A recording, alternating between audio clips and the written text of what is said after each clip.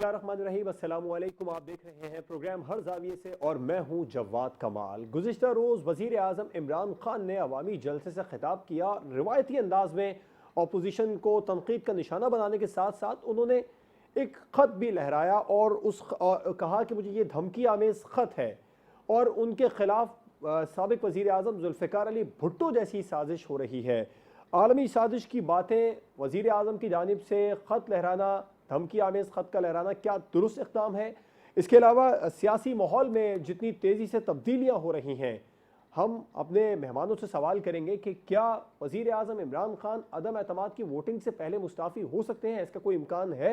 Programme के आखिर में बात होगी। बड़े अहम फैसले हुकूमती इत्तेहादी ले रहे हैं। काफ लीग की जानिब से हुकूमत की हिमायत का ऐलान किया गया। वज़ीर आज़म के खिलाफ जो तहरीक अदम एतमाद है उस पर तामुन के एक मेंबर ने उसकी मुखालिफत कर दी, तारिक बशीर चीमा ने, जबकि BAP की जानिब से अपोजिशन की हिमायत का ऐलान किया गया। वहाँ से भी एक मेंबर जुबैदा जलाल ने हुकूमत की हिमायत का ऐलान किया है। MQM की तरफ से अभी बाज़ाब्ता तौर पर कोई फैसला नहीं किया गया। ताहम गवर्नर सिंध इमरान इस्माइल ये दावा कर रहे हैं कि MQM के साथ मुआमला तय पा गए हैं, एक और वजारत MQM पाकिस्तान को मिलेगी। क्या MQM पाकिस्तान मान जाएगी काफ लीग के बाद?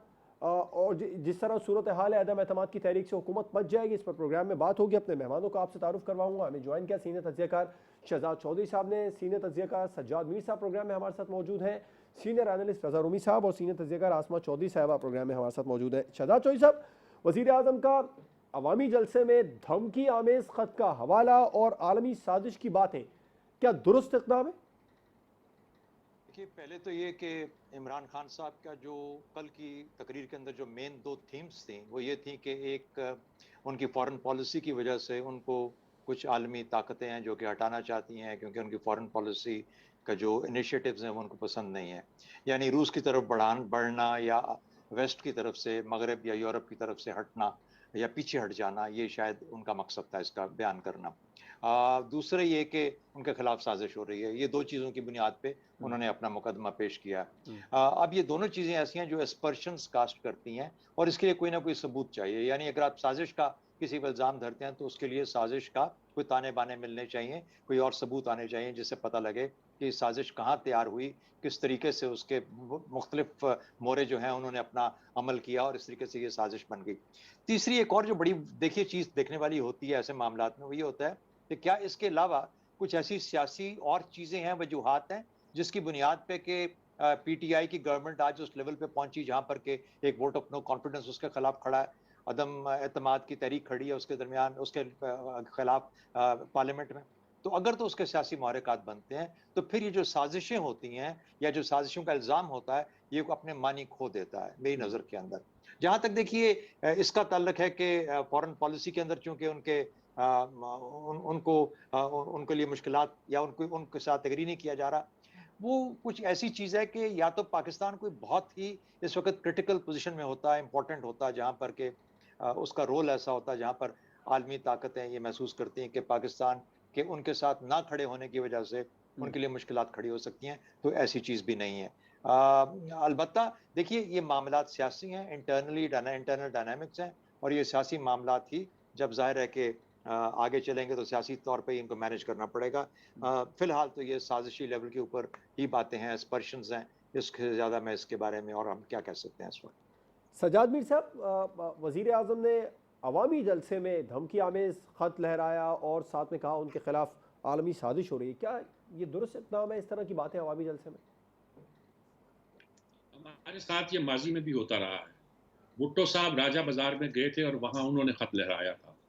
उसकी डिटेल बाद में कुछ आई कि शायद उन्हें कुछ धमकी दी गई थी, लेकिन खत की हैसियत अभी तक समझ में नहीं। ये होता रहा है। भुट्टो साहब मुझे एक और तरीके से भी याद आए। वो इस तरह याद आए कि भुट्टो साहब के ज़माने में ताशकंद का मसला था और भुट्टो साहब हर जलसे में कहते थे कि मैं ताशकंद का राज फाश करूँगा, जिससे उर्फ़ आम में ये कहा जाता था कि बिल्ली थैले से बाहर नहीं आ रही। आखिरी वक़्त तक नहीं पता चला कि ताशकंद का राज क्या है। ये सारी बातें जो की जाती हैं सियासी अमल के दौरान, उस वक़्त जब आपकी हुकूमत जाने लगती है या जब आप इक़्तिदार में आने लगते हैं और आप गैलरी से प्ले कर रहे होते हैं, लोगों को रिटैरिक के ज़रिए आपके साथ लाना चाहते हैं, तो इस तरह की बात की जा रही है। ये आइडिया सेल करता है कि वेस्ट क्यों खिलाफ होगा आपके? आप 3.5 साल से CPEC से दूर किया हुआ है। आपके वज़ीर ने आते ही पहला ऐलान किया जो बहुत चहेता है अब भी, और मगरब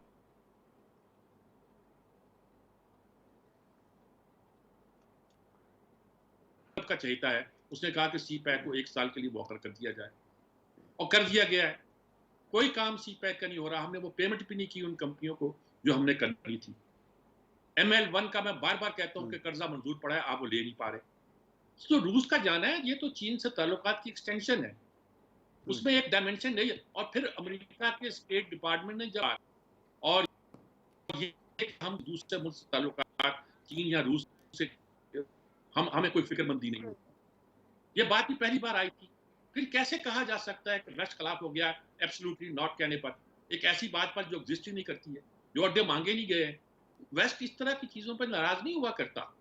ये खाम वेस्ट हो सकता है, हो सकता नहीं, बल्कि बहुत से लोगों का ख्याल है कि पाकिस्तान को वो टारगेट किए हुए है, अमेरिकन टारगेट किए हुए। आप अगर वेस्ट के खिलाफ थे तो IMF में क्या करने गए हुए हैं? मीर साहब, अवामी इज्तिमा में ये बातें करना दुरुस्त नहीं? जी क्या जी? अवामी इज्तिमा, बेसिकली हम जो बात करते हैं वो ये है कि ये बातें अवामी इज्तिमा में जिस तरह उन्होंने खत लहरा दिया और बाकायदा तौर पर कह दिया कि अमरीकी साजिश है, और इसके सिवा कुछ नहीं इसकी हकीकत। खत ना ये आपके वजीर खारजा को इसका इल्म है, ना आपके नेशनल एडवाइजर जो को इसका आलमी इल्म है। साजिश का उन्होंने कहा अवामी इज्तिमा के अंदर, ये आलमी दुरुस्त साजिश लोकल एस्टेब्लिशमेंट के बगैर नहीं हुआ करती। ठीक। आलमी साजिश इस तरह नहीं हुआ करती कि पैसे बांटे जा रहे हैं, डॉलर आ रहा है और डॉलर बांटे जा रहे हैं। ये बच्चों का खेल नहीं हुआ करता आलमी ठीक है, साजिश। ठीक, बिल्कुल ठीक, आपका पॉइंट है। रजा रोमी साहब, अवामी इज्तिमा में वजीर आजम का खत लहरा देना और आलमी साजिश का जिक्र करना क्या दुरुस्त इक़दाम? देखिए, दुरुस्त तो कई, अगर तो ये बात सच होती और वाकई कोई इस तरह की साजिश हो रही होती, फिर तो शायद आप कह सकते थे कि दुरुस्त है। लेकिन ये तो सियासी शोबदाबाजी है। आपने आपको बड़ी वजाहत से तो ये बात की खारजा पॉलिसी जो है उसमें क्या ऐसी चेंजेस की हैं। अगर आप मॉस्को की बात करते हैं रूस जाने की, तो जनरल मुशर्रफ गए थे रूस, उसके बाद थे, और ये पाकिस्तान की जो कोशिश है रूस के साथ ताल्लुकात बेहतर करने की, वो तो जारी है पहले से। चीन के साथ पाकिस्तान के शुरू से ही पक्के और अटल ताल्लुकात है, बल्कि इस गवर्नमेंट में तो CPEC को तो रोक दिया था। अगर आपको याद हो तो करप्शन के इल्जामात लगा दिए, क्योंकि इनकी आदत है ना हर किसी को के ऊपर करप्शन के इल्जाम लगाने के लिए ये मुल्क की जो है तबाही फेर देते हैं। पहले आपने देखा कि वो उन्होंने कहा कि जी CPEC के मंसूबों में करप्शन हो रही है। बाद जो है वो मिनिस्टर फॉर कॉमर्स है, उन्होंने भी ऐसा बयान दे दिया। चीन इस हद तक बात आ गई कि फिर जनरल बाजवा साहब को जाना पड़ा बीजिंग। उन्होंने एक हंगामी दौरा वहां पे किया ताकि वहां पर जाकर वो हमारे जो साथी हैं चीनी, उनको वो कायल कर सके और मना सकें, क्योंकि वहां आया था। और अभी कौन सा CPEC चल रही है पाकिस्तान में, जो चेस्को के खान साहब ने जो है चलाया और रोका। फिर अगर आप और एक चीजें हैं जो कि यहाँ पे गिनवाई जा सकती हैं, भुट्टो साहब को की पैरवी करने का एक एक तरीका है, क्योंकि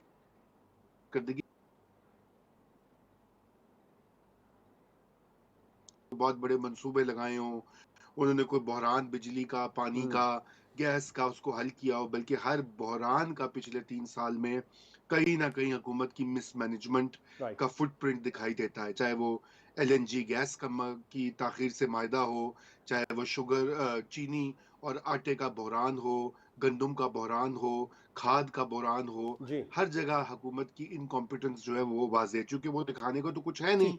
इसलिए साजिशी थ्योरी जो है वो अपनी सपोर्टर्स को बतानी जरूरी है, और वो मान भी रहे हैं। बदकिस्मती तो यह कि आपको पता ये है भी बड़ी मकबूल चीज कि बैरूनी साजिश जो है वो हमारी जो है आम पॉपुलर डिस्कोर्स में, चाहे वो सियासी साजिश,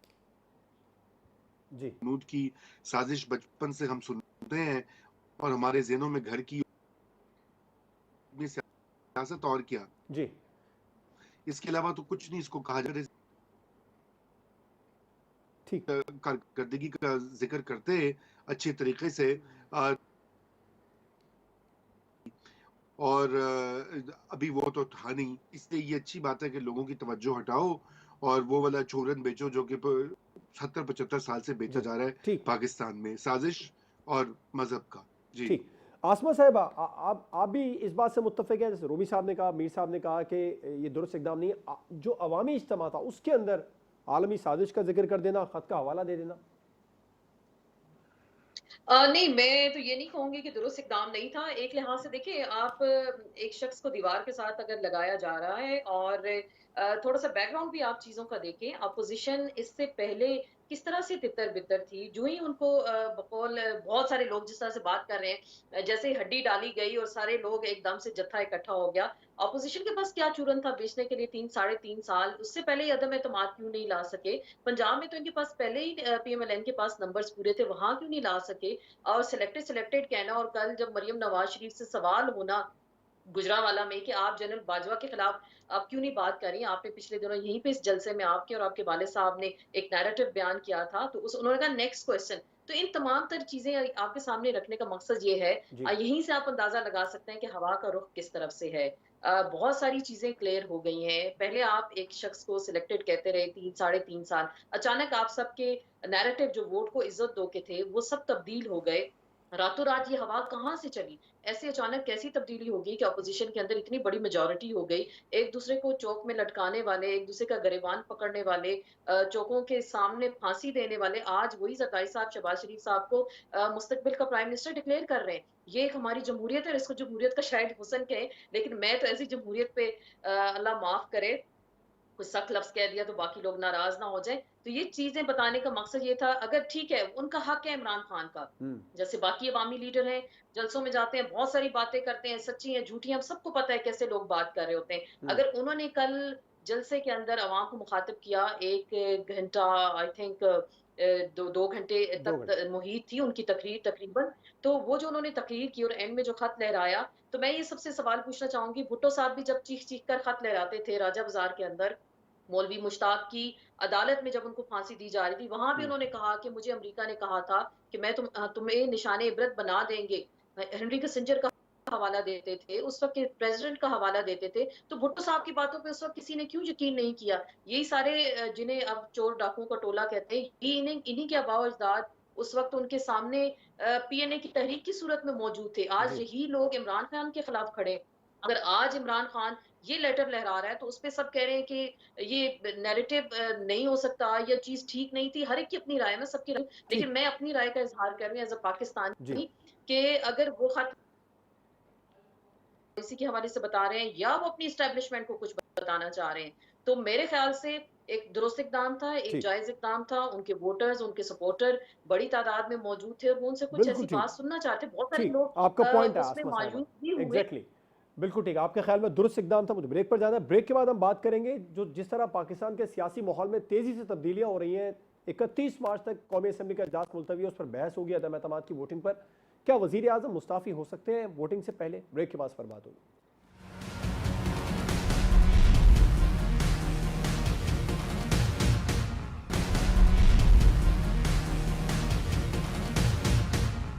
वेलकम बैक। सियासी माहौल में तेजी से तब्दीलियां हो रही हैं। 31 मार्च को कौमी असम्बली में वजीर आजम के खिलाफ अदम एतमाद की जो वोटिंग है उस पर बहस होगी और मुमकिन तौर पर 3 अप्रैल को या 4 अप्रैल को हो सकता है अदम एतमाद के लिए रायशुमारी करवाई जाए। सज्जाद मीर साहब, वजीर आजम मुस्ताफ़ी हो सकते हैं वोटिंग से कबल? चीज क्या है ना जी, अगर बुजदार को वो छोड़ सकते हैं तो खुद भी इस्तीफा दे सकते हैं, इसमें तो कोई शक नहीं है। लेकिन जो उनका मजाज है और जो उनकी बातें हैं, जो उनका अंदाज है कि आखिरी बाल तक खेलूंगा, उससे लगता नहीं है कि वो मुस्ताफी हों। वो भी जाएं तो कोई ऐसी बड़ी बात नहीं है। यानी इस फिक्रे का मतलब ये है, क्या उन्हें यकीन हो जाएगा कि अदम एतमाद की तहरीक उनके खिलाफ कामयाब हो रही है? या आपकी बात का भी ये अंदाजा लगाया जाता है कि जब आप सवाल पूछते हैं तो आपको भी ये गुमान है, मैं यकीन तो नहीं कहता, कि अदम एतमाद की तहरीक जो है कामयाब हो रही है। तो इस वक्त सूरत हाल ये है कि तमाम कार्ड जो है उनके खिलाफ जा रहे हैं। इसका उन्हें इल्म है, इसका उन्हें अंदाजा है। कभी उसे आदमी साजिश कहेंगे, कभी कुछ भी कहेंगे, जैसा चाहे वो कह लें, अपने आदमी को खुश करने की जो चाहे कर लें। उन्होंने ये जलसे किए हैं, ये सिर्फ अपने, यानी मैंने सवाल उठाया था कि तय नहीं है कि किसको मुखातिब कर रहे हैं, वो किसको बता रहे हैं, क्या कुछ कह रहे हैं, किसको कह रहे हैं। अवाम ने तो वोट नहीं देना इस वक्त, क्या वो आने वाले इलेक्शन की तैयारी कर रहे हैं? वो ये बताना चाहते हैं इलेक्शन से पहले कि मेरे साथ कितना मजमा होता है, कितने लोग आ सकते हैं, कितने लोग मुझे सपोर्ट करते हैं। बहस छिड़ गई है कि लोग ज़्यादा थे कि नहीं थे। 60 कैमरों से कवर किया गया, सिर्फ सरकारी मीडिया ने कवर किया। इतने ड्रोन्स थे कि लाहौर में जो प्राइवेट ड्रोन मिलते हैं, वो मिलना बंद हो गए थे उस दिन। तो इस तरह की बहुत सी बातें की जाती हैं और की जा रही हैं, ये इररिलेवेंट है। रेलेवेंट बात ये है कि क्या हमारे यहाँ सियासी तजिया नगार ये सोच रहे हैं, कह रहे हैं, या उनका अंदाजा है कि इमरान खान इस सारी सूरत हाल से बच के निकल सकते हैं। अंदाजा यही है कि अगर ये इंटरनेशनल साजिश भी है या मकामी साजिश भी है, तो इमरान खान का आगे चलना आसान नहीं लगता। ठीक। रज़ा रूमी साहब, आप क्या समझते हैं, इमरान खान साहब वोटिंग से कबल, जो अदम एतमाद की वोटिंग होगी उससे कबल मुस्ताफ़ी हो सकते हैं, ऐसा कोई इम्कान है? जी, इम्कान बिल्कुल हो सकता है। और ये जो कोशिशें इस वक्त हो रही हैं, आपको पता है कि खान साहब के ऊपर कितना प्रेशर था कि उस्मान बुज़दार को फारिग किया जाए। और उनके पार्टी के अंदर लोगों ने ये कहा, उनके दोस्तों ने, उनके जो मुखलिस साथी हैं, उन्होंने भी कहा कि ये एक लाइबिलिटी है। बल्कि हत्ता कि ये भी मीडिया में रिपोर्ट हुआ कि एस्टैब्लिशमेंट ने भी कई बार यही मशवरा दिया, लेकिन खान साहब डटे रहे वसीम अकरम प्लस के ऊपर। तो आज उनकी कुर्बानी दे दी उन्होंने, और वो एक अपना इक़्तिदार को बचाने का जो आखिरी एक तरीका, काफ के 5 मेंबरान हैं और उनकी नेशनल असेंबली में, तो वो उनके साथ अब रहेंगे। अगर ये मामला यूं ही चलता है तो वो कुछ भी कर सकते हैं। लेकिन अभी मेरे ख्याल से ये जो अगले आने वाले 2-3 दिन हैं, इसके अंदर ये फैसला हो जाएगा।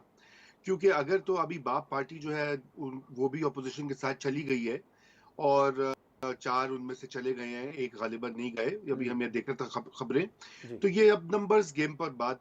और अगले 3 रोज में ये 31 तक जो है, इसके दौरान जो भी नंबर्स जिस साइड के होंगे भारी, फिर खान साहब को उसके मुताबिक ही फैसला करना पड़ेगा। लेकिन जैसे अभी मीर साहब ने कहा कि इस वक्त जो हालात हैं और जो सारे शवाहिद हैं, वो खान साहब के खिलाफ ही जा रहे हैं। ये अगर काफ को साथ रख भी लेते हैं तो मुझे नहीं पता, अपने मुनहरिफ अराकीने वो अभी तमाम जो है बातें अप इन द एयर हैं। तो 80 बिल्कुल पॉसिबिलिटी। और मेरा तो ये ख्याल है कि अगर उनको 1-2 रोज में पता लग जाता है तो दे देना चाहिए। क्या मसला है, सियासी लीडर है, दोबारा जाके आ जाएंगे इलेक्शन के थ्रू। ठीक। आसमा साहिबा, क्या वजीर आजम मुस्ताफ़ी हो सकते हैं अदम एतमाद की वोटिंग से पहले? मेरे ख्याल से जहाँ तक मुझे पता है, इसको आप अगर क्रॉस चेक भी कर लें तो ज़्यादा बेहतर होगा, क्योंकि जब अदम एतमाद टेबल हो जाए तो ना ही वज़ीर आज़म असेंबली तहरीर कर सकता है, तो ना ही इस्तीफ़ा दे सकता है। ये इसका प्रोसेस है वोट ऑफ नो कॉन्फिडेंस का। अब इसको अगर आप चेक कर लें तो ज़्यादा बेहतर भी होगा शायद। तो ये सूरत इस्तीफ़ा दे हाल है। सकते हैं, असेंबली तहरीर नहीं कर सकते। इसकी मिसाल हम जाम असेंबली कमाल तहरीर नहीं साहब ने कर दिया सकते था। इस्तीफा के हवाले से। लेकिन अगर अभी ऐसी सिचुएशन, देखिए हमेशा वो कहते हैं कि वो आखिरी बॉल तक खेलेंगे और आखिरी बॉल तक खेलने के आदी हैं। तो जो सारा मैच वो यहाँ तक ले आए हैं, तो मेरे ख्याल से 2-3 दिन की बात है। इस्तीफा आना शायद एक मुश्किल मरहला होगा उनके लिए।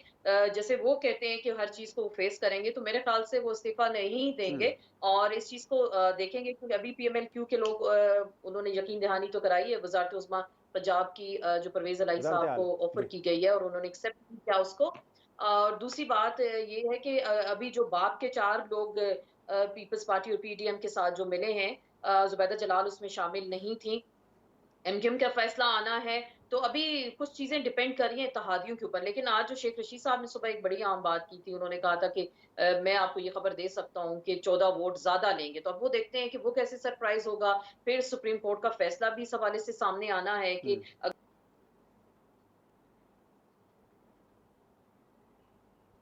अगर जो लोग फ्लोर क्रॉसिंग करते हैं, जो कि पहले ऑब्जर्वेशन वो अपनी दे चुके हैं, रिमार्क्स जो उनके सामने आए थे, उसमें उनका कहना था कि एक मेंबर अगर पार्टी के खिलाफ जाता है, वोट दे सकता है, उसका वोट काउंट होगा, लेकिन उसका फैसला जी। डी-सीट करने का इलेक्शन कमीशन के पास ये मामला जाएगा। तो ये ठीक। तमाम तर सारी सूरत-ए-हाल अभी सामने है। लेकिन जहाँ तक बात है कि इमरान खान इस्तीफा देंगे, तो वो इस्तीफा नहीं देंगे। और वो आखिरी ओवर तक इस मैच को लेके जाएंगे, ठीक, बल्कि आखिरी गेंद तक इस मैच को लेकर जाएंगे। आखिरी ओवर आखिरी गेंद तक मैच को लेके जाएंगे। शहजाद चौधरी साहब, आपको लगता है जो रायशुमारी होगी असेंबली के अंदर अदम एतमाद पर, उससे पहले इमरान खान साहब मुस्ताफी हो सकते हैं?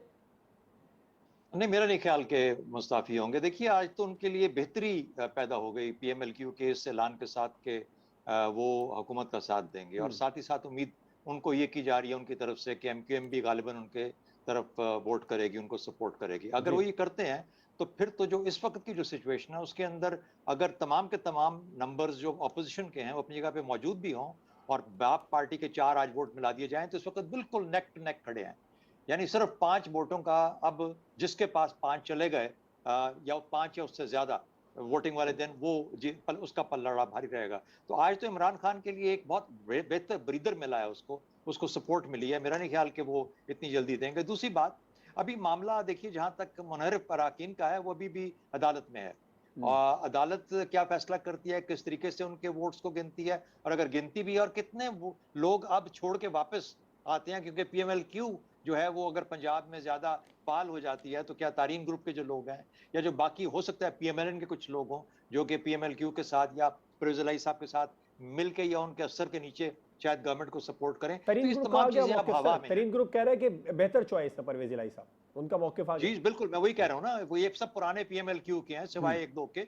तो कहने का मतलब ये हुआ कि इस वक्त पोजीशन पीटीआई के लिए बहुत ज्यादा बेहतर हो गई है, बहुत बेहतर हो गई है। जो उनको डिस्पॉन्डेंसी थी, जो डिसमिलनेस थी, वो तकरीबन खत्म हो गई है। अब उम्मीद का एक नया, जैसे कहते हैं, किरण उनके लिए फूटी है। तो ऐसी हालत में तो वो इस्तीफा नहीं देंगे, वो तो बल्कि और दलेर होकर लड़ेंगे मेरे ख्याल में। बिल्कुल ठीक है, इस्तीफा नहीं देंगे और दलेर होकर लड़ेंगे। ब्रेक पर जाएंगे, ब्रेक के बाद हम बात करेंगे। काफ लीग ने वाज़ेह तौर पर ऐलान कर दिया, बीएपी के भी 4 अरकान अपोजिशन की तरफ चले गए, और गवर्नर सिंध इमरान इस्माइल कह रहे हैं कि एमक्यूएम से मामलात काफ़ी हद तक तय पा गए हैं। क्या एमक्यूएम भी आज या कल तक फैसला कर लेगी? ब्रेक के बाद पर बात होगी।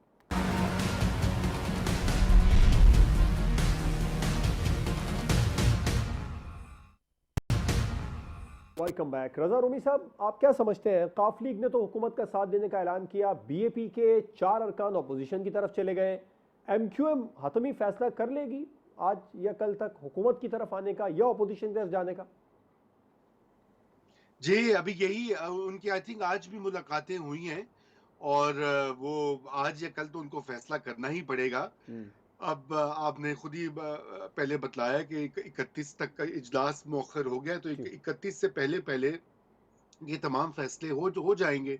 उसके बाद तो वोटिंग ही होना है, बहस होगी, तो एमक्यूएम भी जो है वो आ जाएगी। अब डिपेंड ये करता है कि उनको क्या लग रहा है इत्तेहादियों को, कि अगर खान साहब सरवाइव कर रहे हैं तो यकीनन वो अपनी जो है चौधरी परवेज इलाही साहब ने को तो बड़ी क्लियरली वजारत आला दिखाई दे रही है, क्योंकि यही मुबैना तौर पर उनको ऑफर किया गया है।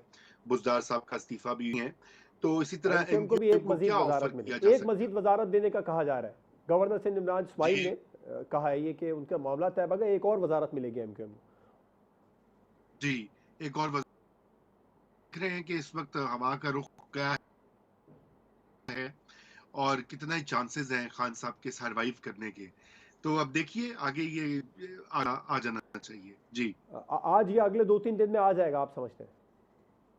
जी ठीक। आसमा साहिबा, आपको क्या लगता है, एमक्यूएम हतमी फैसला आज और कल तक कर लेगी, और अगर कर लेगी तो हुकूमत का साथ देने का करेगी या अपोजिशन का? उनकी चौधरी परवेज इलाही साहब से दिन में मुलाकात हुई है एमक्यूएम के वफ्द की, और उसके बाद उनकी प्राइम मिनिस्टर इमरान खान से मुलाकात हुई और उन्होंने उनको यस किया है। तो मेरे ख्याल से जो परवेज इलाही साहब की बातचीत हुई है, और ये टास्क भी अब परवेज इलाही साहब की जमात पीएमएलक्यू को दिया गया है कि आप दीगर इत्तेहादियों को मनाएं।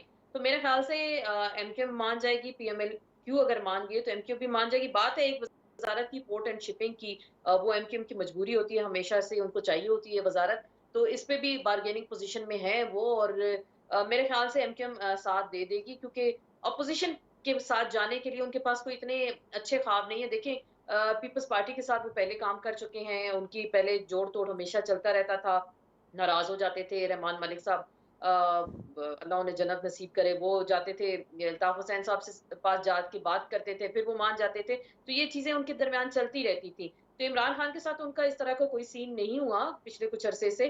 तो एक वज़ारत पे बात अटकी है, तो वो अगर उनको मिल जाती है तो एमक्यूएम भी हुकूमत का साथ देगी। और जो बाकी मुनहरिफ अरकान हैं, उसके हवाले से अब जो सुप्रीम कोर्ट का बड़ा डिसीजन आना है, बहुत से लोगों को माफ़ी का मौका भी दिया गया था कि आप वापस आ जाएँ, हम आपको माफ़ कर देंगे। जी। तो वो चीज़ें भी पेंडिंग हैं। तो अगर एमक्यूएम आ जाती है, पीएमएलक्यू इनके साथ है और अपने इनके जो मुनहरिफ अरकान हैं, तो फिर नंबर गेम बेहतर पोज़ीशन में है इमरान खान के लिए। तो 31 तारीख का जो अब वक़्त है, तो इस दौरान आप देखते हैं कितनी मंडियाँ लगती हैं, कितनी बार्गेनिंग होती है, अपोज़िशन कैसे लोगों को तोड़ कर लेके आएगी और अगर तोड़ती है तो उनको क्या सुहाने ख्वाब दिखाए जाएँगे। देखिए, अगर इमरान खान से 3 जमातें इत्तेहादी नहीं सँभाले जा रहे, तो अपोज़िशन तो चूँ-चूँ का मुरब्बा है। इनके पास तो इतनी जमातें हैं, पीडीएम में हर तरह के लोग शामिल हैं। तो शहबाज़ शरीफ साहब किस-किस को राज़ी करेंगे, किसको कौन-सा ओहदा देंगे, मर्ज़ी का ओहदा ना भी मिला तो 6 महीने बाद इनका हाल भी ऐसा ही होना है और अल्टीमेटली मुझे लगता है कुछ है बात फिर प्रेसिडेंशियल फॉर्म ऑफ गवर्नमेंट की तरफ जाएगी क्योंकि अभी का जो मंडी लगी, अभी जो सीन हम देख रहे हैं पाकिस्तान की सियासत का, इतनी इतनी आप आम पब्लिक से बात करें तो लोग कहते हैं कि इनके चेहरे देख के और इनकी बातें सुन के, जो कल तक एक-दूसरे को गालियाँ देते थे, दस्तों-गिरेबान होते थे, आज इक़्तिदार के लिए अगर ये सब इकट्ठे हो सकते हैं, तो ये किसी भी मकसद के लिए बहुत हद तक आगे जा सकते हैं।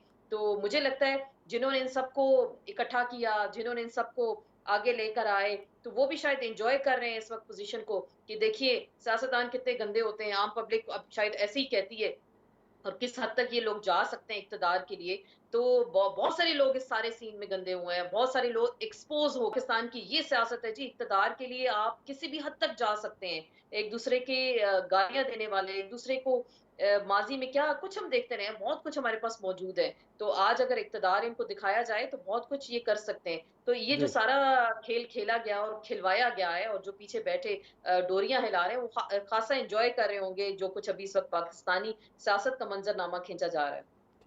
शहजाद चौधरी साहब, आप क्या समझते हैं, एमक्यूएम पाकिस्तान आज और कल तक फैसला कर लेगी और अगर किया तो वो किस तरफ होगा? हुकूमत ने एक और वजारत की ऑफर भी की है।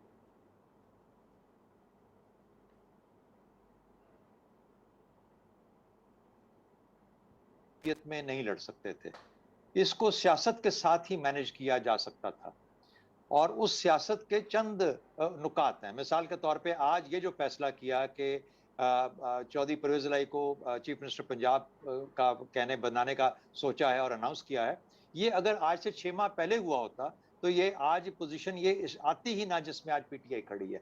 ये सियासी जवाब है उस चीज़ का, भले लेट आया हो लेकिन ये अपना असर ज़रूर दिखाएगा पीटीआई के हाथ में। ये सियासी एक ऐसा इनिशिएटिव था जो कि सियासी चैलेंज को हैंडल कर सकता था। दूसरा, आ जाते हैं एमक्यूएम के ऊपर जो बुनियादी सवाल है आपका। देखिए, एमक्यूएम मैंने पहले भी कहा है कि वो पीपीपी की जिद है सिंध के अंदर, ये जिद है सिंध के अंदर। तो उस जिद को साथ मिलाना और ये कहना कि अच्छा जी हम आपकी हर चीज मानेंगे, वो मान सकते ही नहीं है। ये एक अर्बन और रूरल सिंध के दरमियान डिवाइड है, पॉलिटिकल डिवाइड भी है और कल्चरल डिवाइड भी है, इसलिए उसका उनके साथ। और अगले ही दिन आपने देखा होगा कि इनके जो लीडर हैं, खालिद मकबूल सिद्दीकी साहब शायद उनका नाम है, वो अपने एक इंटरव्यू में कह रहे थे, सलीम साफी साहब के इंटरव्यू में कह रहे थे कि जिस तरह का टाइम इनका बहुत कुछ नहीं मिला, लेकिन बहुत बेहतर तरीके से मुकाबला बाकी पार्टीज के साथ इनका पीटीआई के साथ गुजरा है, कुछ चीजें हासिल भी की हैं। तो कहने का मतलब ये हुआ कि उनको बेहतरी यहाँ नजर आ रही है। तो मेरा ख्याल है कि बिल्कुल वो फैसला करेंगे और पीटीआई के हक में करेंगे। इसकी वजह से ये जो सारी चीजें बहुत इंटरेस्टिंगली अब आगे पॉइज हो गई है। देखिए कि अगले 2-4 दिनों में और किस तरीके से और इनिशिएटिव्स क्या आते हैं। राइट, सज्जाद मीर साहब, एमक्यूएम पाकिस्तान को किस तरफ जाता हुआ देख रहे हैं, क्योंकि बाकी इत्तेहादियों ने तो फैसले कर लिए हैं अपने अपने। किसने कहा कर लिए? काफ लीग की जानिब से वाजे कर दिया गया, बीएपी की जानिब से। पूरी नहीं देखी, मूनस इलाही का एक ट्वीट आया है और उसके हवाले से बात की जा रही है। जब परवेज इलाही मिलने जा रहे थे, चौधरी शुजात का ये बयान सामने आया था कि वो फैसला करने नहीं जा रहे, वो आके वापस इत्तला देंगे इत्तेहादियों को कि हमें क्या करना। लेकिन उसके बाद मूनस इलाही ने ट्वीट करके क्लियर कर दिया कि परवेज इलाही साहब कर दिया ना, चौधरी शुजात से बड़े तो नहीं है वो। ठीक। मूनस इलाही तो पहले भी हमायत का ऐलान कर चुके हैं, वो उनको मिनिस्ट्री मिल गई है तो उनके लिए तो बड़ी बात होगी। देखिए, चौधरियों को मैं जानता हूँ, अच्छी तरह जानता हूँ, इन दोनों को नहीं, इनके बड़ों को भी जानता हूं। चौधरी ज़हूरुल्लाह को मैंने देखा है। आप अभी तक फैसला आसानी के साथ ना समझें। कल मैंने आमिर खान से इंटरव्यू किया था, उन्होंने पीपल्स पार्टी के बारे में भी कमेंट्स दिए और ऐसे ही कमेंट्स पीटीआई के बारे में भी दिए। आप इंतजार करें, अभी मुझे नहीं लगता कि अगर कोई फैसला हो चुका है कि इमरान खान के खिलाफ फैसला हो चुका है, जैसे इब्तिदा में हम बात कर रहे थे, तो ये लोग जो हैं वोट मुखालफत में डालेंगे। देखिए, जब इमरान खान के पास वक्त था परवेज इलाही को वजीर आला बनाने का, उस वक्त तो बनाया नहीं। इस वक्त वो कैसे बना सकते वजीर आला? क्योंकि जो मुनहरफ अरकान जो हैं, अगर वो कट जाते हैं तो परवेज इलाही को इमरान खान की पार्टी वजीर आला नहीं बना सकती। और मेरी इतलात ये है कि वो लोग कहते हैं कि पंजाब में हम उस ग्रुप के साथ जाएंगे जिसकी तरह मुस्लिम लीग नून होगी। अच्छा, मेरी इतला गलत भी हो सकती है, लेकिन मैं कहता हूं कि हम इत्मीनान से ये बयान पर बैठ के ना रह जाए। ये अच्छा कहा किसी ने, शायद आसमा ने कहा कि तमाशा देख रहे हैं जो जोड़ियां हिला रहे हैं पीछे से। ये अभी एक खेल है, रचाया जाएगा। और मुझे अब तक यही ख्याल है कि इमरान खान के लिए मुश्किल वक्त है, आसान वक्त नहीं है। और ये जो उनके शहबाज गिल वगैरह किस्म के लोग बयान दे रहे हैं और आ रहे हैं, भाई 2 दिन से वो जाते रहे शाह महमूद कुरैशी, और वो कुछ ना देते थे ना लेते थे। यही खबर आती थी कि कोई तय नहीं हुआ।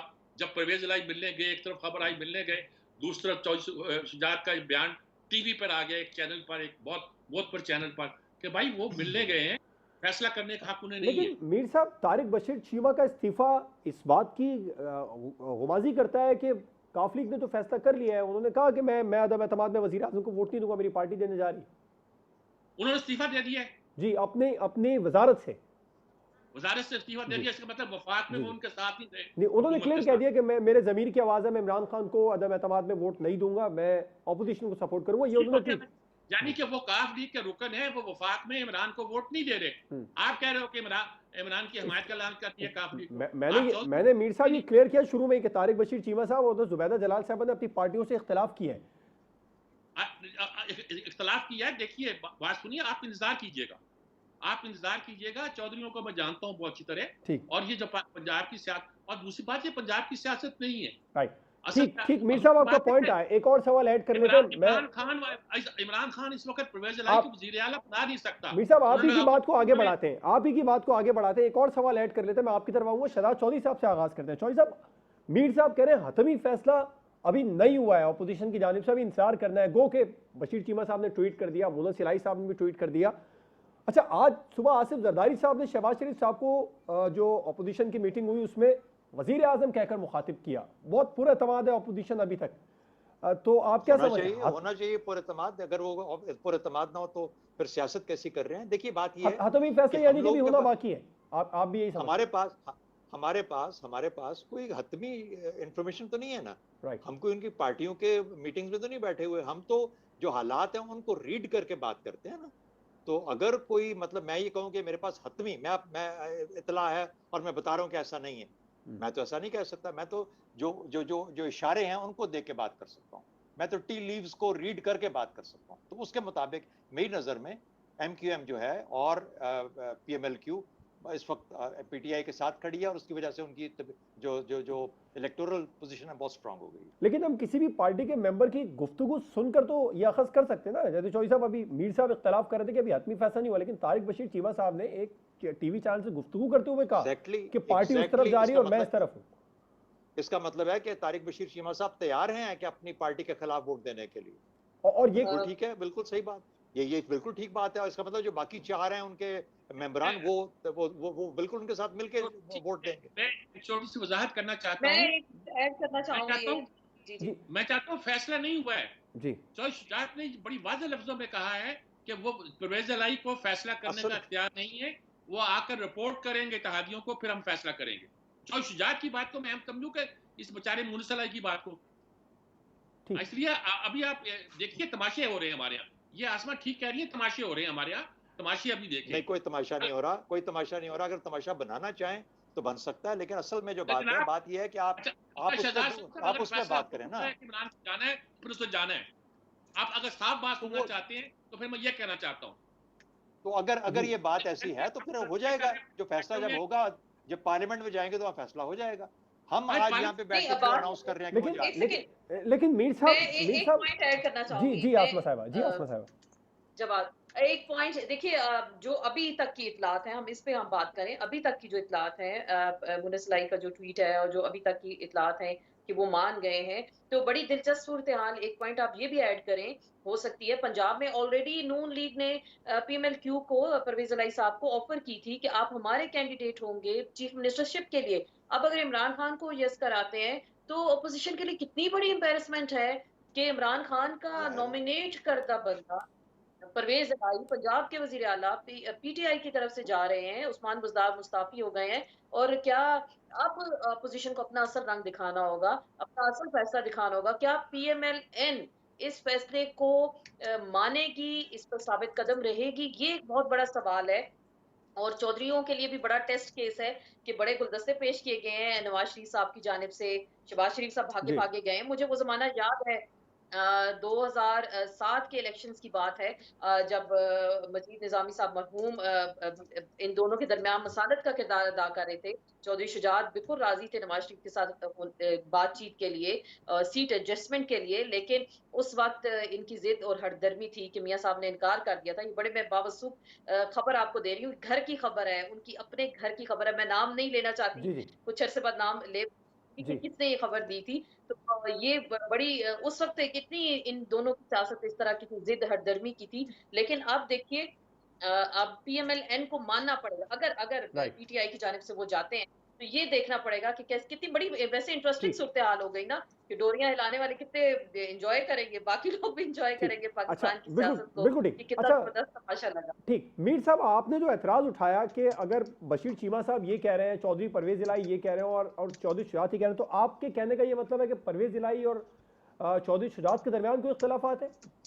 नहीं, मैं ये कहना नहीं चाहता। मैं कहता हूँ फैसला तो शुजात ही करते हैं और वही फैसला हतमी होता है। और मैं अभी कुछ नहीं कहना चाहता। मैं कहना चाहता हूँ कि इतने इत्मीनान का इजहार अच्छा ना करें जब भी खबरों की अथेंटिक होने पर भी मीर कोई साहब फरूख हबीब साहब ने बाकायदा तौर पर ट्वीट कर दिया कि उस्मान बुज़दार ने इस्तीफा दे दिया है वजीर आला पंजाब उसकी ने और ये भाई फैसला हुआ इस्तीफा है। दे दिया है। क्या क्या पीटीआई परवेज इलाही को वजीर आला मुंतखब करा सकती? इतने वोट हैं उसके पास। अब तो वजीर आजम ने मुनव्वरीन के उन्हें जाने के बाद अच्छा अब खबर मुनव्वरीन खबर क्या परवेज इलाही के साथ खबर जाएंगे? खबर पूरी ये मीर साहब के वजीर आजम ने चौधरी परवेज इलाही को हिदायत की है कि हमारी और अपनी पार्टी को साथ लेकर चले, नाराज लोगों को मनाएं, मुनरिफ अरकान को इकट्ठा करें। ठीक है, उन्होंने कहा होगा, वो कोशिश करके देख लेंगे। अगर और उसके कोशिश फौरन करनी बाद होगी फिर तरीन उसके वो फौरन बाद देखिए, परवेज इलाही मुस्लिम लीग को भी ये कह रहे हैं कि मुस्लिम लीग से कहीं हमजा खड़ा ना हो जाए।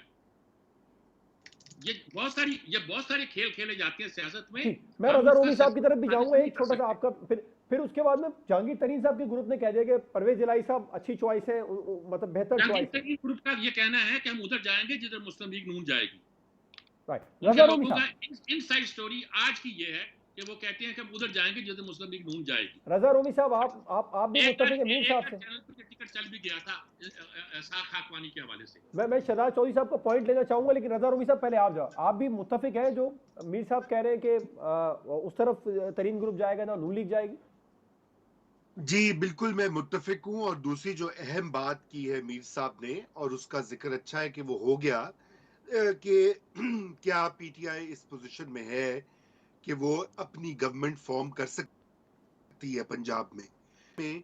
आप सब जानते हैं कि पंजाब में हुकूमत साजी कैसे हुई थी। जहांगीर तरीन साहब का तैयारा था, आज़ाद उम्मीदवार थे और पूरी तरह से उस वक्त बहुत सपोर्ट हासिल थी पीटीआई को। आज वो सपोर्ट नहीं है। आज तरीन साहब भी मौजूद नहीं है, ना ही उनका जहाज जो है पीटीआई के डिस्पोजल पर है। जी इन हालात लेकिन में पीएमएलएन तो पंजाब, है ना रजा रूमी साहब, पीएमएलएन तो है, उन्होंने ऑलरेडी नॉमिनेट किया था परवेज इलाही साहब को। जी उन्होंने किया हुआ। अब सवाल ये पैदा होता है कि क्या पीएमएलएन इसमें पीटीआई का साथ देगी इस मामले में। देखिए ना, ये बड़ी एक मुश्किल तरीन बात हो रही है और यही वजह है कि परवेज इलाही साहब शायद इस पूरे प्रोसेस में कहीं घाटे का सौदा ना कर बैठे। ये शहजाद चौधरी साहब मुस्कुरा रहे हैं। चौधरी साहब साद रफीक ने कल जब मिलने गए वो तारिक बशीर चीमा से, जी तो वहां पे जो प्रेस कॉन्फ्रेंस की साद रफीक ने, उसने कहा कि ये फैसले प्रोसेस का हिस्सा हैं। ये भी हम उस फैसले जगह नहीं पहुंचे जहां पे हम ये फैसला कर पाए कि हमने चौधरी परवेज इलाही को चीफ मिनिस्टरशिप देनी है या नहीं देनी। ये हम आगे जाके फैसला करेंगे। यानी बुनियादी बात ये थी, उसके अंदर से जो मैं खस कर सका वो ये था कि सबसे पहले अदम एतमाद का हल निकल जाए और अगर हम वो जीत गए तो उसके बाद फिर हम कंसिडर करेंगे कि चौधरी परवेज इलाही। तो पीटीआई ने ये किया कि उन्होंने कहा कि अच्छा आप अदम एतमाद से पहले हमारे नॉमिनेटेड चीफ मिनिस्टर बन जाए। अब चौधरी परवेज इलाही का इन्फ्लुएंस जो है पॉलिटिक्स के अंदर, पंजाब की सियासत के अंदर, मुझे भी 70 साल उम्र हो गई है। 70 साल की उम्र में मैंने भी बड़ी सियासत देखी है, चौधरी ज़हूर इलाही के ज़माने से देखी है, इसलिए मैं भी कुछ ना कुछ पंजाब की सियासत को जानता हूँ।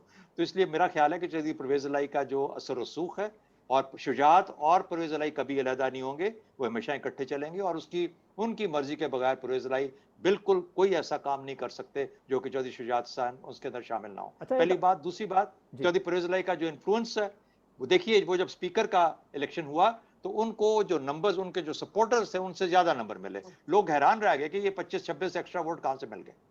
तो वो वही बात अभी कर रहे हैं कि अभी भी ये जो खबर आ रही है कि 15 से 16 अरकान पीएमएलएन के इनको वोट देंगे। फिर जहांगीर तरीन जो कि बुनियादी तौर पर पीएमएलक्यू का आदमी है और उसका ग्रुप जो है, वो वापस अगर पीएमएलक्यू वहां पे आती है चौधरी परवेज इलाही की शक्ल में, तो उनकी एक बायस हो जाती है सपोर्ट में, और उन्होंने अनाउंस भी किया कि हमें ये पसंद है। ऑन चौधरी उस वक्त उनका बेसिक मोर है वहां पे। तो इसलिए मेरा ख्याल है कि इसको लिबादों में उड़ा के कंफ्यूज नहीं करना चाहिए। एक और जवाब चाहूंगा, जैसे मीर साहब ने कहा कि तरीन ग्रुप नून लीग में, नून लीग को सपोर्ट करेगा, वो चौधरी परवेज इलाही को सपोर्ट नहीं करेगा। आप मुत्तफिक हैं इस बात से? यार मैं नहीं कह सकता, क्योंकि मेरा नहीं ख्याल कि ऐसा होगा। जो जिस तरह हम सियासत को पढ़ते हैं ना, जिस तरह सियासत को रीड करते हैं, उस सियासत के हिसाब से वो परवेज इलाही की तरफ ज्यादा माइल होगा बनिस्बत पीएमएलएन के। रजा रोवी साहब, मुख्तसर आपका भी जवाब चाहूंगा। तरीन ग्रुप नून लीग को सपोर्ट करेगा, परवेज इलाही साहब को नहीं करेगा? जी बिल्कुल, इस वक्त जो हालात है, वो जो उनके मेंबरान है, उनको फ्यूचर में इंतखाब लड़ना है, और उनकी बातचीत मुस्तकबिल में नून लीग के टिकट्स के ऊपर ही हुई है तय। ठीक जी, आपका भी आसमा साहब बिल्कुल मुख्तसर जवाब। आपको भी लगता है तरीन ग्रुप नून लीग को सपोर्ट करेगा इस सूरत हाल में? नहीं, मेरे ख्याल से वो पीएमएलक्यू को सपोर्ट करेंगे। माजी में उनके साथ रहे हैं और वो भी हवा का रुख देखकर आगे चलेंगे, और बेस्ट चॉइस है इस वक्त चौधरी परवेज इलाही साहब, और हो सकता है यूनानिमस वो वजीर आला बन जाएं, मुंतखब हो जाएं। बाकी सियासी जमातें पूरा उनको भरपूर तरीके से बिल्कुल ठीक, उनका आपका साथ भी दें। पॉइंट है। आसमा चौधरी साहब, शहदा चौधरी साहब, सज्जाद मीर साहब, रजा रोवी साहब प्रोग्राम में हमारे साथ मौजूद है। प्रोग्राम आपने देखा नाज़रीन, आपसे मुलाकात होगी इंशाल्लाह कल। इजाजत दीजिए, अल्लाह हाफिज़।